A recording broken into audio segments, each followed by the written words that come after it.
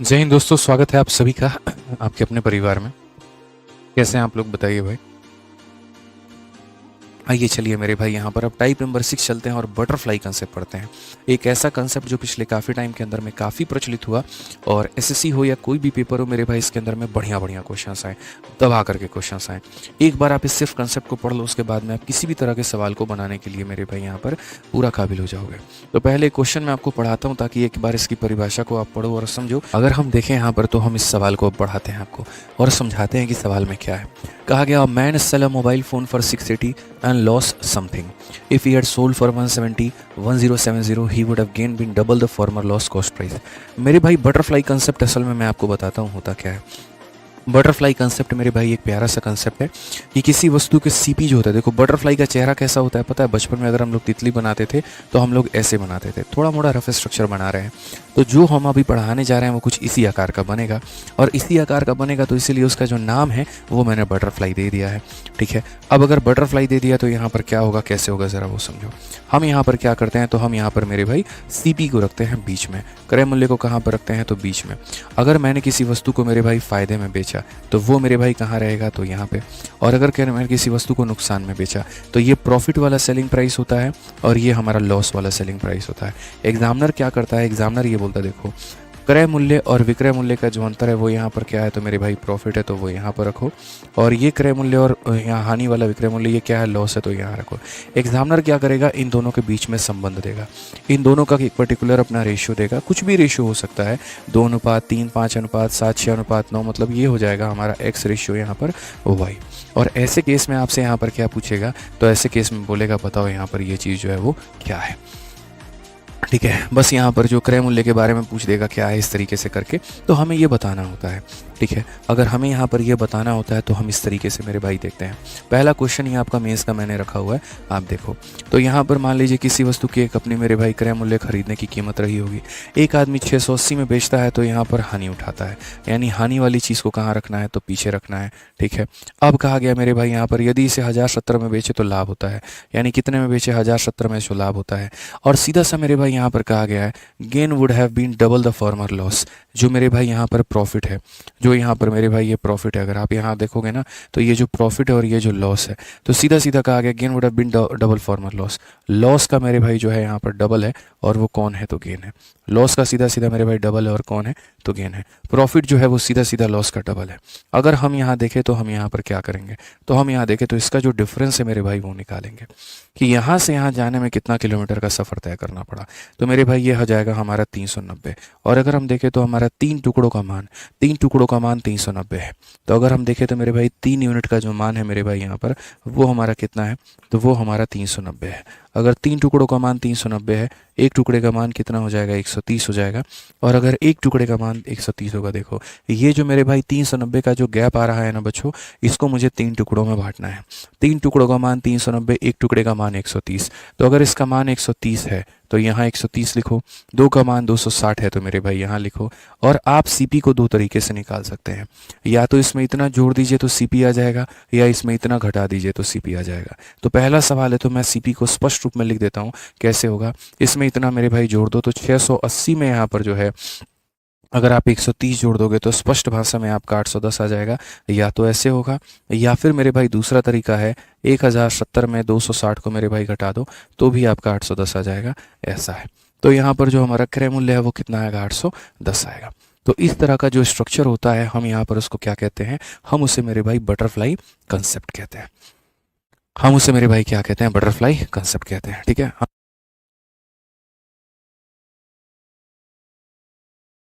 चलिए मेरे भाई यहाँ पर क्लियर हो गया ये बात यहाँ पे। आ जाइए, चलिए नेक्स्ट क्वेश्चन की बात करते हैं और अगला सवाल मेरे भाई यहाँ पर हम देखते हैं अगला सवाल यहाँ पर क्या कहा गया है। ठीक है, अगला सवाल पढ़ाइए, यहाँ पर देखिए क्या कहा गया। तो profit obtained by vendor on selling a good at 3200 is equal to 7/5 of the profit. मतलब ये वाला क्वेश्चन अभी हमें नहीं करना है, अब यहाँ पेशेंस रखो मेरे भाई। यहाँ पर 50 नंबर सवाल देखो, 50 नंबर सवाल हमारा यहाँ पर क्या है। ठीक है, अभी उसको रोकिए, होल्ड पे रखिए। यहाँ पे देखिए क्या कहा गया, the profit earn by selling an article for इतना is equal to the loss. बिल्कुल मेरे भाई, बहुत ही परफेक्ट सवाल है यहाँ पे, ये भी हम बना सकते हैं, 50 भी बना सकते हैं। ठीक है मेरे भाई, यहाँ पर is equal to the loss of when इतना प्रॉफिट, यहाँ पर ये भी बहुत बढ़िया सवाल है। ठीक है। Ladies sold an article at इतना, at some profit, at self other, ठीक है। ये मेरे भाई यहाँ पर जो है ये बहुत बढ़िया है। तो सबसे पहले हम यहाँ पर करते हैं 52 नंबर क्वेश्चन, हम इसको देखते हैं, फिर उसके बाद में हम बाकी पीछे के सवालों को करेंगे। तो कहा गया एक लेडी एक वस्तु को मेरे भाई बेचती है 960 में और उसको प्रॉफिट होता है। तो अगर हम यहाँ देखें तो मेरे भाई यहाँ पर ये सीपी हो जाएगा। अगर आप किसी वस्तु को ज़्यादा में बेचते हो तो दाहिने में, कम में बेचते हो तो बाएं में। तो एक महिला ने एक वस्तु को यहाँ पर 960 में बेचा, तो वो 960 कहाँ रहेगा, तो इधर रहेगा मेरे भाई। और अगर इसे 800 रुपये में मेरे भाई बेचा होता, वो 800 कहाँ रहता, तो मेरे भाई यहाँ पे, ठीक है। कहा गया तो शुरुआती लाभ के 1/3 के बराबर हानि हुआ। जो लॉस होता है मेरे भाई यहाँ पर वो 1/3 है किसके, तो प्रॉफिट के। तो अगर हम ये वाला प्रॉफिट हटा करके और उसको यहाँ पर लेकर के आए तो हम क्या कहेंगे, लॉस 1 यूनिट का, प्रॉफिट 3 यूनिट का। लॉस 1 यूनिट का है यहाँ पर और प्रॉफिट कितने यूनिट का है, 3 यूनिट का। ये लॉस और ये क्या है, प्रॉफिट है। इसका जो डिफरेंस है वो हमारा कितने का है, तो 160 का है। अगर हम सवाल को देखें मेरे भाई तो हम यहाँ पर क्या कह पाएंगे, हम बोलेंगे 3 यूनिट, 1 यूनिट, 4 यूनिट। 4 यूनिट का मान 160 है। अगर हम देखें मेरे भाई यहाँ पर तो 4 यूनिट का जो मान है वो हमारा कितना है, 160 है। अगर 4 यूनिट का मान 160 है, 1 यूनिट का मान 40 होगा। और अगर 1 यूनिट का मान मेरे भाई यहाँ पर 40 होगा तो हम ये देखते हैं हमसे प्रॉफिट पूछा गया कि लॉस पूछा गया। तो कहा गया प्रॉफिट का परसेंटेज बताओ। अगर मानो 1 का मान 40 है तो 3 का मान मेरे भाई सीधा सीधा कितना होगा, 120 होगा। और 960 में 120 घटा दो मेरे भाई, 840 यहाँ पर क्या आ जाएगा, सीपी आ जाएगा। सीपी हमारा कितना आ जाएगा, 840 आ जाएगा। और सीपी अगर 840 आ जाएगा तो लाभ का परसेंट आपको बताना है। आप मुझे बताओ कितने का लाभ हुआ है, तो 120 का। कितने के ऊपर में हुआ है, 840 के ऊपर में। इनटू कितना करेंगे तो मेरे भाई यहाँ पर 100%। पूरी कायनात को पता है 12/84 1/7। पूरी कायनात को पता है 1/7 किसके बराबर में होता है, या छोड़ो यहाँ पर सीधा गुनाई करो, 1 × 100 मेरे भाई 100 हो जाएगा। और नीचे में 700/7 यहाँ पर ऑप्शन नंबर डी फॉर देवसेना करेक्ट आंसर है। समझ में आ गया बात यहाँ पे, कोई दिक्कत की बात, तो बड़े आराम से, बड़े आसानी से जो है आप ऐसे सवालों का आंसर दे सकते हैं। कोई दिक्कत की बात मेरे भाई यहाँ पर नहीं है, ठीक है। आ जाओ मेरे भाई यहाँ पर एक और सवाल, आप यहाँ देखो एक और सवाल उसी के ऊपर में है और ये क्वेश्चन सीजल का है। इसको भी आप यहाँ पर आंसर इसका दे पाओगे। सवाल मेरे भाई यहाँ पर क्या है, पढ़िए जल्दी से, इसमें ज़्यादा हम लोग वक्त नहीं लेंगे। कहा गया किसी वस्तु को इतने में बेचने पर लाभ इतने में बेचे हुए हानि से 20% अधिक है। यानी ये हमारा मेरे भाई क्या है, तो क्रय मूल्य है, ठीक है। On selling an article for 246.8, अगर हम किसी आर्टिकल को मेरे भाई इतने में बेचते हैं, इट मीन्स हमें प्रॉफिट होगा मेरे भाई यहाँ पर। और the gain is 20% more than the amount of loss on 216, और अगर हम उसे 216 में बेचते हैं तो लॉस होगा। इतने में बेचेंगे प्रॉफिट होगा, इतने में बेचेंगे मेरे भाई लॉस होगा। अब हम आगे बात करते हैं सवाल को लेकर के। अगर हम सवाल में यहाँ पर देखें तो सीधा सीधा मेरे भाई यहाँ पर ये कहा गया, और क्या कहा गया मेरे भाई, सीधा सीधा कि जो हमारा गेन है वो क्या है, 20% ज़्यादा है मेरे भाई लॉस के। गेन हमारा 20% ज़्यादा है, ठीक है। अगर हम यहाँ देखें गेन और लॉस का आपस में रेशियो क्या है, ठीक है, ये हमारा मेरे भाई गेन है और ये हमारा क्या है, तो लॉस है। तो कहा गया गेन जो है वो 20%, मतलब अगर ये 100 है ना तो ये हमारा कितना है, तो 120 है। आप चाहो तो इसका रेशियो भी ले सकते हो 5:6 के अनुपात में, कि सर 20 का 5 गुना, 20 का 6 गुना, इस तरीके से कि सर अगर ये यहाँ पर इतना है तो इससे ये 20% ज़्यादा है, यानी 5 और 6 का अनुपात है, ठीक है। अब क्वेश्चन में हमसे कहा गया अगर उसी वस्तु को हम यहाँ पर इतने के अंदर में बेच दें मेरे भाई, तो बताओ हमारा फ़ायदा होगा, नुकसान होगा, और जो भी होगा कितने का होगा। मेरे भाई कभी भी प्रॉफिट या लॉस को निकालने के लिए सीपी की आवश्यकता होती है। बिना क्रय मूल्य, बिना सीपी के आप प्रॉफिट या लॉस को कैलकुलेट नहीं कर पाओगे। तो पहले आप सीपी निकालो। सीपी निकालने के लिए अगर आप यहाँ पर माइनस करोगे तो इसमें से इसको माइनस करोगे तो मेरे भाई आ जाएगा 30.8, ठीक है। अगर आप देखोगे तो बोलोगे 11 यूनिट का मान हमारा 30.8 है।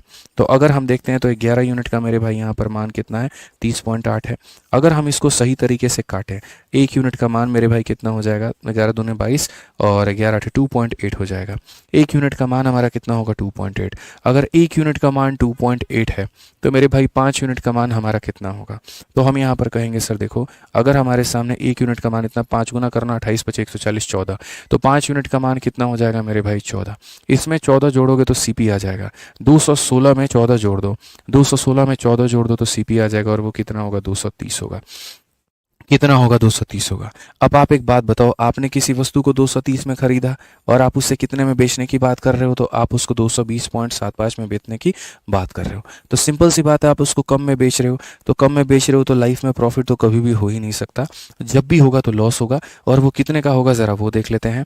तो अगर हम लॉस की परसेंटेज को देखें, इसमें से हम इसको घटाते हैं तो 9.25 के करीब में यहाँ पर आएगा। इतने का लॉस होगा, कितने के ऊपर में होगा, तो मेरे भाई 230 के ऊपर में, और इंटू कितना करेंगे तो इंटू हम यहाँ पर 100 करेंगे। अगर हम यहाँ देखें तो हम साफ तौर पे मेरे भाई कहेंगे यहाँ पर कि सर देखो यहाँ पर जो है नियर अबाउट इसका 4% है। कैसे है? 230 का 4 गुना 920 होता है, तो ये अप्रोक्सीमेट हमारा कितना है? तो 4% है। यानी कौन सा ऑप्शन आएगा? तो ऑप्शन नंबर जो बी है वो हमारा करेक्ट आंसर आएगा। जो लोग मेरे भाई यहाँ पर बता रहे हैं कि ऑप्शन नंबर जो सी है वो करेक्ट आंसर है, तो वो बिल्कुल मेरे भाई यहाँ पर गलत बता रहे हैं। ठीक है, कोई दिक्कत की बात यहाँ 23 के 92 होता है, 920 होगा और वो हमारा क्या होगा? बिल्कुल सही उत्तर होगा।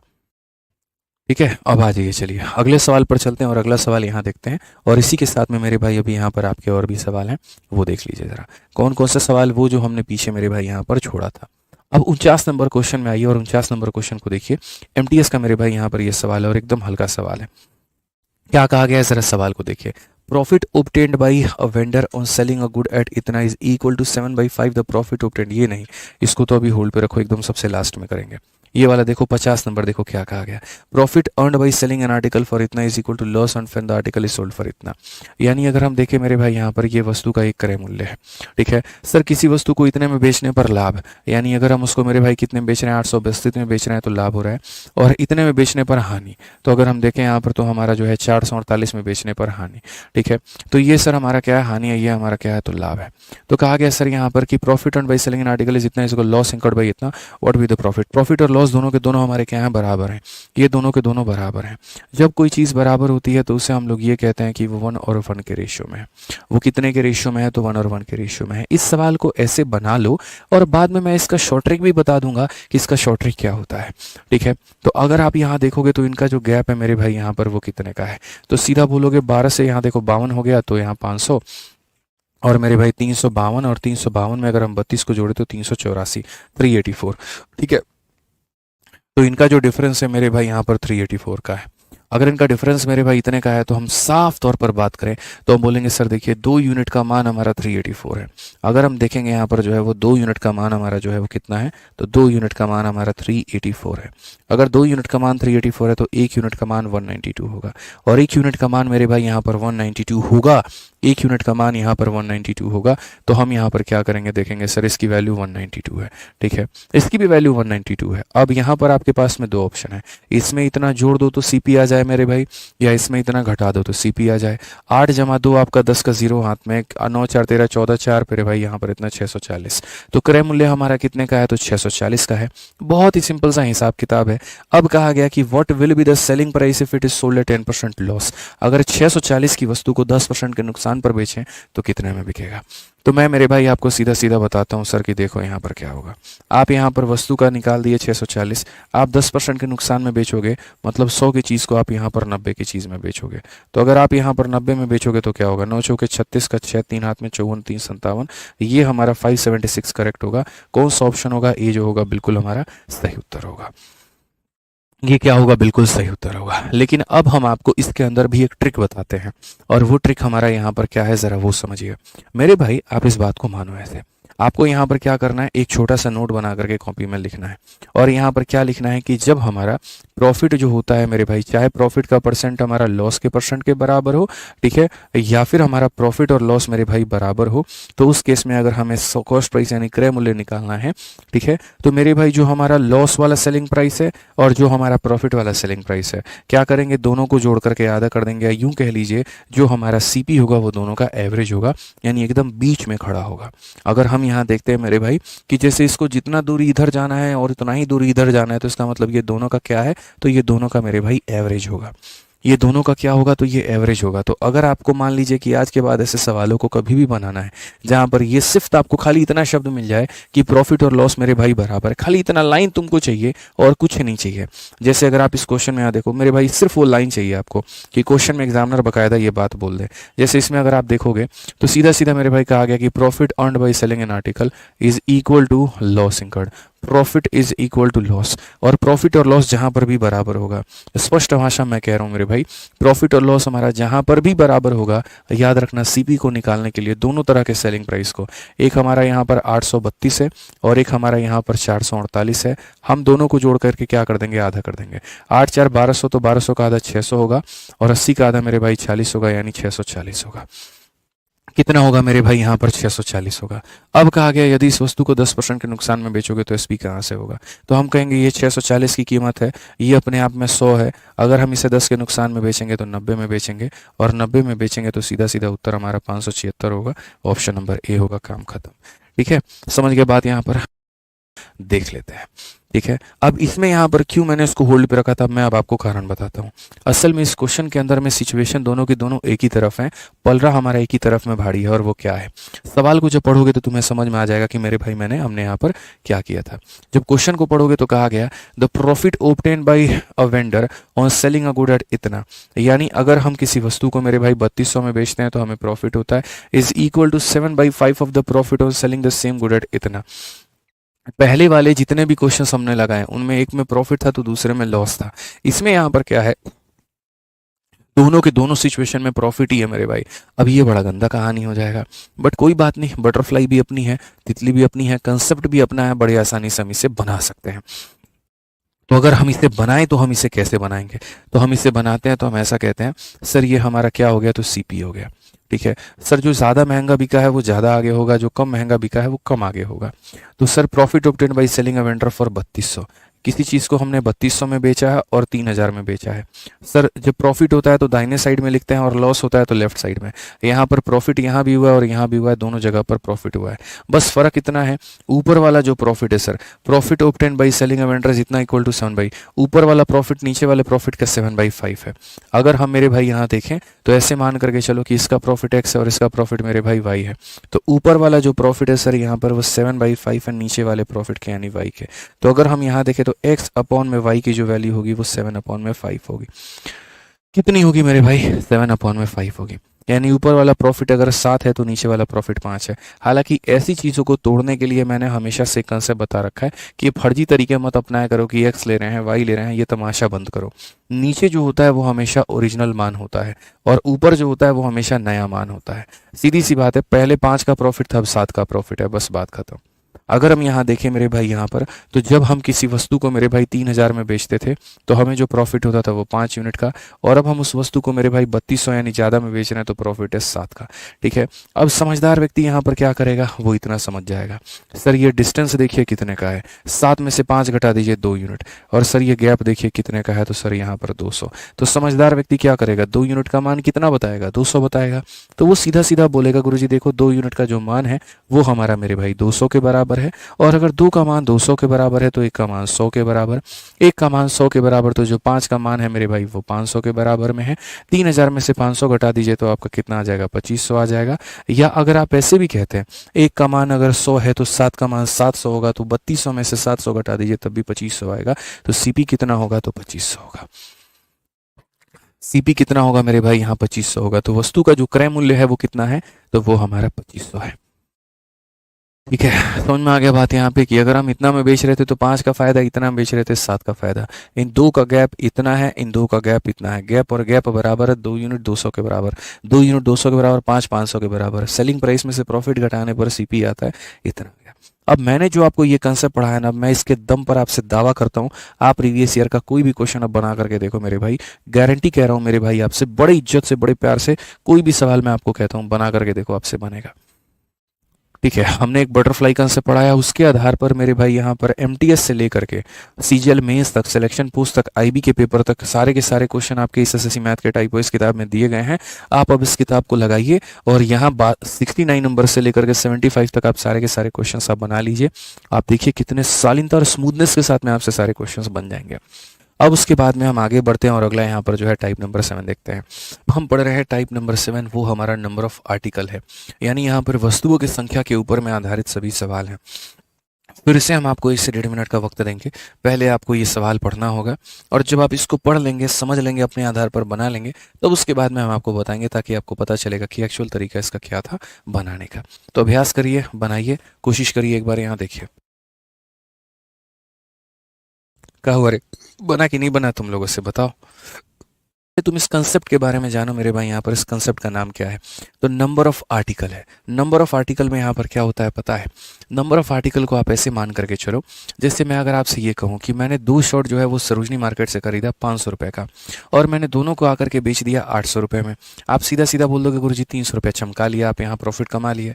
अगर मैं आपसे ये कहूँ कि मैंने 3 जीन्स खरीदी है 500 की और मैंने 2 जीन्स बेची है 700 की, अब बताओ प्रॉफिट का परसेंट कितने का है? अब वहाँ लपटी आ जाओगे। कहने का मतलब यहाँ पर क्या है, जब वस्तुओं की संख्या समान होती है ना, तो वहाँ प्रॉफिट निकालना या लॉस निकालना आसान होता है। लेकिन अगर वस्तुओं की संख्या समान नहीं है, तो वहाँ लाभ का परसेंट या हानि का परसेंट निकालना अपने आप में मेरे भाई एक बहुत बड़ा सरदर्द बन जाता है। तो कभी भी अगर आपको प्रॉफिट या लॉस की कैलकुलेशन करनी है, तो वस्तुओं की संख्या को बराबर करना पड़ेगा, तभी आप बना पाओगे। तो ये जो भी सवाल है आप उनमें देखो क्या कहा गया। उनमें यहाँ पर ये कहा गया मेरे भाई, सवाल में बहुत बारीकी से कहा गया, a man bot 6 pencil for ₹5। आपको क्या करना है? बाप बड़ा ना भैया, सबसे बड़ा रुपया। तो यहाँ पर हम क्या करेंगे? तो यहाँ पर मेरे भाई जो है हम वस्तुओं का मेरे भाई जो है पैसा लिखेंगे, जो हमारा प्राइस है मेरे भाई यहाँ पर हम वो लिखेंगे, और यहाँ पर क्या लिखेंगे? तो हम आर्टिकल्स की मेरे भाई यहाँ पर संख्या लिखेंगे। सीधी सी बात है। तो अगर एक इंसान मेरे भाई 6 पेंसिल को 5 रुपये में खरीदे, कितने पेंसिल खरीदे हैं? 6, और कितने रुपए में मेरे भाई खरीदे हैं? तो यहाँ पर 5 में खरीदे हैं। सोल्ड किया है मतलब यहाँ पर जो है sold them at 5 pencil for ₹6। अगर हम देखें तो 5 पेंसिल बेचे और कितने रुपए में बेचे हैं? तो 6 रुपए में मेरे भाई बेचे हैं। कि अगर एक आदमी मेरे भाई यहाँ पर 6 पेंसिल को 5 में खरीदता है और 5 पेंसिल को 6 में बेचता है, तो ये उसके खरीदने की बात है और ये उसके बेचने की बात है। तो यहाँ पर लाभ का परसेंटेज क्या होगा?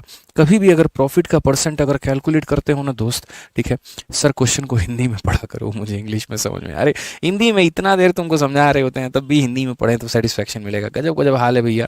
हिंदी में यही तो, एक आदमी 6 पेंसिल को 5 रुपये में खरीद ले, 6 पेंसिल 5 रुपये में, और उसको जो बेचता है तो 5 पेंसिल 6 में बेचता है। क्या फर्क पड़ गया इससे? पूरा समझाते तो वही है ना, तोड़ तोड़ करके इतना समझा देते हैं कि उसको पढ़ने की आवश्यकता ही नहीं पड़ती है।